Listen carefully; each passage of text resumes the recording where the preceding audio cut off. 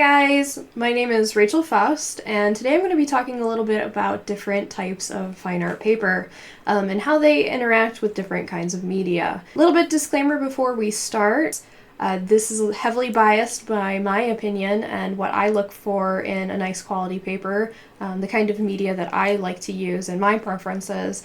So I highly encourage you guys to, buy a bunch of these different kinds of papers, try them, see what you like, see what, works best for your own personal work. So the first paper that I'm going to talk about today is Bristol board. Many of you may already be acquainted with this kind of paper, but for those of you who are not, we're going to go over it anyway. This particular paper that I'm using is Strathmore brand. It is their smooth surface. They also offer vellum, which has a little bit more of a tooth to it, but my preference is the smooth, so that's what I have. This particular pad that I have today is the 19 by 24 inch. This is a fairly heavyweight paper, coming in at 100 pounds or 270 GSM.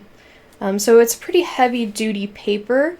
Generally, this paper is used for illustration and drawing media, but let's go ahead and take a look at the paper itself. So as you can see, it has a really nice bright white finish. It's ultra smooth to the touch.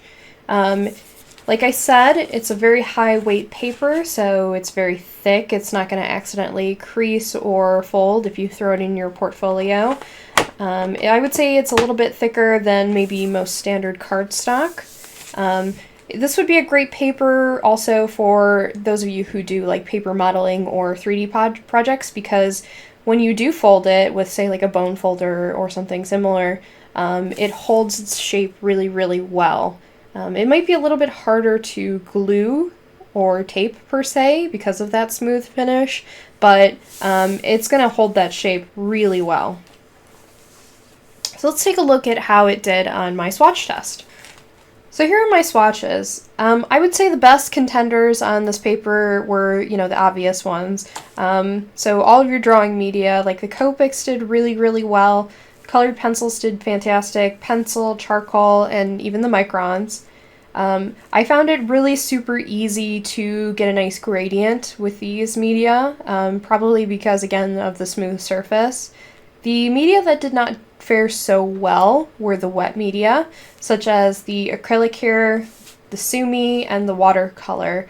I think because this paper, if I remember correctly, is chemically treated and is very smooth, it doesn't tend to absorb moisture very well. And from experience, it does warp a little bit. It's not terrible, but it does if you put too much water on it and don't tape it down or take any precautionary measures with it. You could use it to an interesting effect, like with the acrylic here. I have some cool, interesting, puddling sort of patterns going on in here, same with like the watercolor, but the downside was that it took forever to dry, so I wouldn't generally suggest it for wet media unless you are going for a very specific look. So the next paper I have here to talk about today is cold press watercolor paper. The brand that I happen to have is this Winsor & Newton spiral bound pad. This is a 12 by 9 pad. It comes in at 140 pounds or 300 GSM, so it's a very, very thick paper. So let's go ahead and open it up and take a look here. So as you can see, this paper has a really nice warm tone to it. It's not that same stark, bright white that we saw with the Bristol board. The other first thing that you'll notice is that it has a really high tooth or texture to it. Watercolor papers have this to create kind of little grooves or wells to hold the wet media. It also gives them kind of a nice texture and a little bit of a character. You can also see that this paper is really, really super thick, almost kind of cardboard thickness. It's very, very heavy weight. This is to ensure that your drawings or paintings stay flat when you put wet media on them, as wet media likes to cause your paper to crease and warp. Personally, I would still probably use a nice high quality artist tape to tape down the edges, but I think you would probably be just as fine not doing so.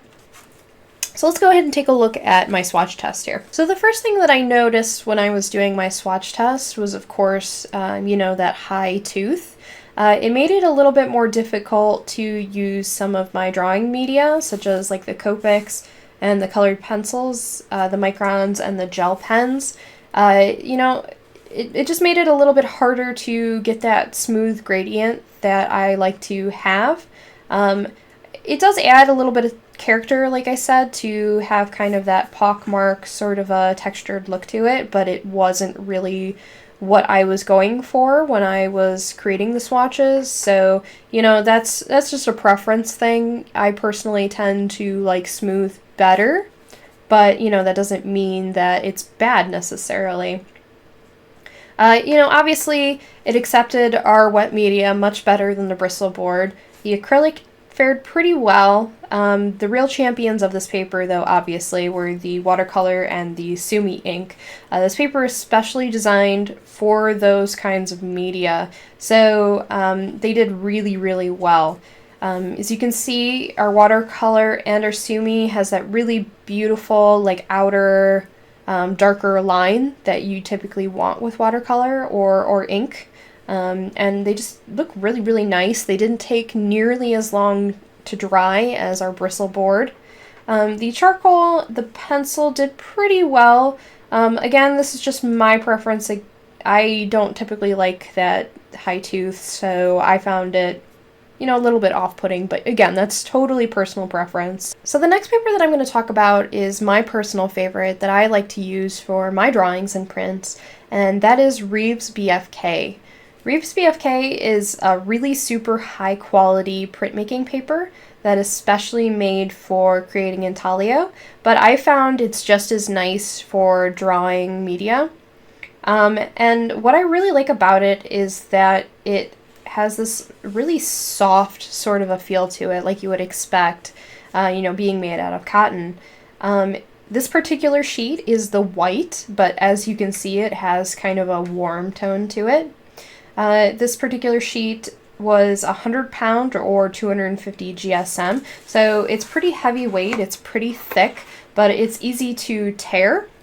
It does come only in sheets or rolls as opposed to like a pad like you would get with normal drawing paper, and it's definitely on the more expensive side. Getting this paper from my local art supply runs at about anywhere from like $6 to $10 a sheet, depending on the size of the sheet. You can definitely get it for cheaper online. I tend to bulk order it from Dick Blick when they're doing a sale. But regardless of the price, it's absolutely fantastic, and I love this paper. I'm so in love with it, and it's basically all I use.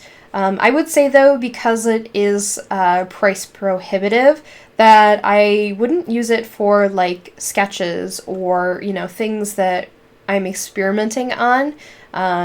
It's better left for really finished, polished works. So let's go ahead and take a look at our swatch test. So as you can see, all of my media did pretty well on this test.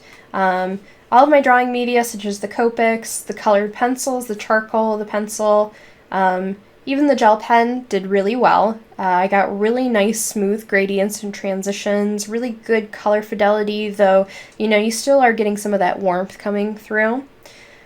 The wet media did pretty good, though I found that since this paper absorbs water so quickly that it's difficult to get any sort of a transition.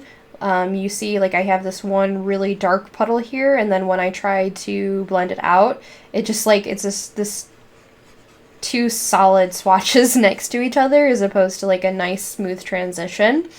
So that's something to look out for. I still like it, though. Like, looks cool.